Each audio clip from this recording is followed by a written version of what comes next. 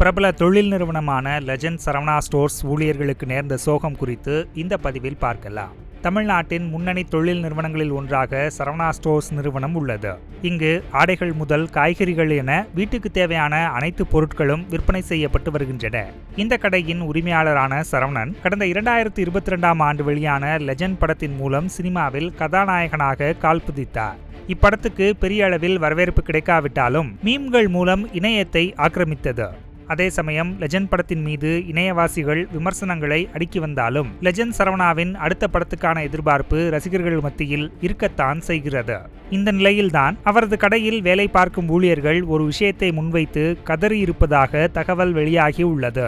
அதாவது அவரது கடையில் எப்போதும் தி லெஜண்ட் படத்தின் பாடல்கள் தான் ஒலித்துக் கொண்டிருக்கிறதாம். குறிப்பாக அந்த படத்தில் இடம்பெற்றிருக்கும் வாடிவாசல் வாடி பாடலை அதிக அளவில் ரிப்பீட் மோடில் போட்டிருக்கிறார்கள்.